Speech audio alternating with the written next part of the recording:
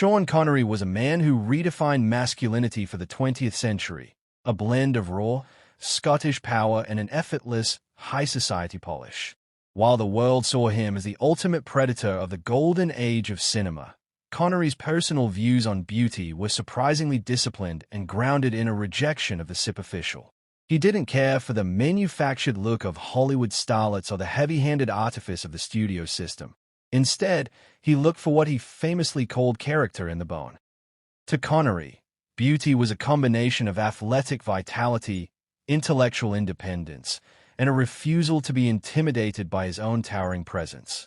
He was a man of the earth, a former bricklayer, coffin polisher, and bodybuilder, and he carried those working-class sensibilities into his judgment of aesthetics. He wanted a beauty that could survive a rainstorm, a woman who could hold a conversation as skillfully as she could hold a gaze. He sought a specific kind of Celtic or Mediterranean fire, a quality that suggested a woman was a force of nature rather than a puppet of a director. Today, we dive deep into the 5 women who met the Connery standard, the few who moved the man who defined the world's idea of cool. 1. Micheline Roquebrune, the artistic soulmate. For Sean Connery, the ultimate definition of beauty began and ended with his second wife, Micheline Roquebrune. Their meeting in 1970 at a golf tournament in Morocco is the stuff of legend. Connery, at the height of his Bond fame, was used to being the center of attention. When he encountered Micheline, a petite, vibrant French-Moroccan woman, he was stunned to find that she had absolutely no idea who he was. To a man constantly chased by fans and treated like a monument, this lack of recognition was the most beautiful thing he could encounter. It allowed him to be a person again, rather than a persona.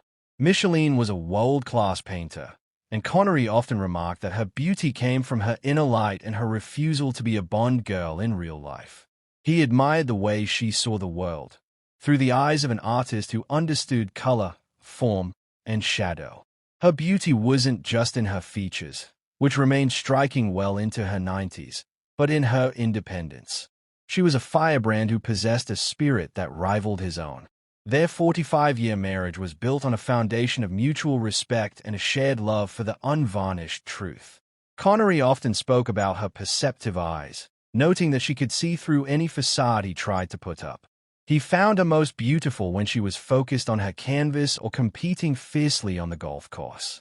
To Connery, Micheline represented the total package, a woman who was his intellectual equal, his athletic partner, and the only person who truly knew the man behind the accent. 2. Ursula Andress, the biological miracle. If Micheline was the soul of Connery's aesthetic, Ursula Andress was the biological standard. When Ursula emerged from the Caribbean surf in 1962's Dr. No, wearing a self-made bikini and carrying a conch shell, she didn't just create a cinematic moment. She set a standard of beauty that would haunt the industry for decades. Connery was famously difficult to impress. He had seen the most beautiful women in the world during his time in London and as a runner-up in the Mr. Universe contest, but he admitted that working with Ursula was a revelation. To Connery, Ursula represented a Hellenic ideal, a beauty that was statuesque, athletic, and entirely natural. He often praised her because she lacked what he called fidgety vanity. In an era where many actresses were obsessed with maintaining a fragile, porcelain doll appearance, Ursula was a woman who was comfortable in the sun, in the water, and in her own skin. Connery admired her uncomplicated beauty. She didn't need hours in a makeup chair to command a room. He once noted that Ursula had the strength of a man and the grace of a goddess, a combination that appealed to his own rugged sensibilities. 3. Luciana Paluzzi, the Mediterranean fire. While the public often focused on the innocent Bond girls, Sean Connery had a particular fascination with the dangerous ones, specifically Luciana Paluzzi, who played the deadly Spectre assassin Fiona Volpe in Thunderball. Connery was mesmerized by Paluzzi's electric energy. He found her red-headed, Italian intensity to be far more beautiful than the passive, damsel-in-distress archetypes that usually populated the spy genre. To him, Luciana possessed what he called a Renaissance face, a look that was steeped in history and mystery. Connery often spoke about the stunning presence she brought to the set. He was drawn to her professional discipline and her ability to match his own screen intensity. In the world of Thunderball, Paluzzi's character was a woman who took what she wanted, and Connery found that sense of agency incredibly attractive. He found her beauty most potent when she was in motion, whether she was riding a motorcycle at high speeds or commanding a room with a single, sharp look. To Connery, Paluzzi represented the sophisticated European ideal. She was a woman of the world who didn't need a man to define her existence. Her beauty was rooted in her competence and her fiery spirit, qualities that the proud Scotsman found deeply relatable. He famously joked that Paluzzi was one of the few actresses who could make him forget his lines just by looking him in the eye, noting that her fire wasn't just a performance, it was a part of her DNA. For Connery, a woman who could challenge him was always more beautiful than one who merely admired him. 4. Brigitte Bardot, the raw icon. In 1968, Sean Connery starred alongside Brigitte Bardot in the western Shalako. At the time, Bardot was the sex kitten of the world, but Connery saw something much deeper and more raw in her.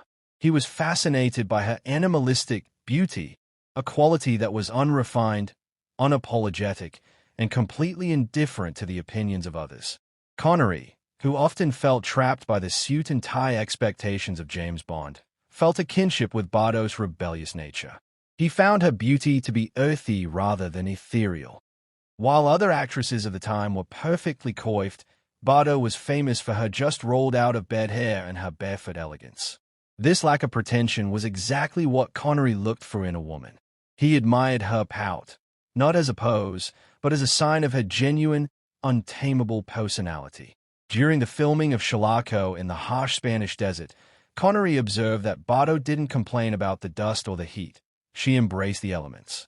To Connery, Bardot's beauty was a form of biological truth. He saw her as a woman who lived by her own rules, and he respected the fact that she didn't try to please the Hollywood machine. He often said that Bardot was one of the few women whose beauty was wild. It couldn't be captured or tamed by a lens. She represented a break from the sanitized glamour of the era, offering instead a beauty that was rooted in freedom and a primal connection to the world around her. 5. Catherine Zeta-Jones, the modern classic. In the twilight of his career, Sean Connery found one last truly beautiful peer in Catherine Zeta-Jones. When they were cast together in the 1999 thriller Entrapment, the world was skeptical about the 39-year age gap. However, the moment they appeared on screen together, the skepticism vanished. The chemistry was undeniable, and much of that came from Connery's genuine admiration for his co-star. He found Catherine to be a throwback to the golden age, a woman who possessed the classical, structural beauty of the 1940s but the modern, athletic capability of the 1990s.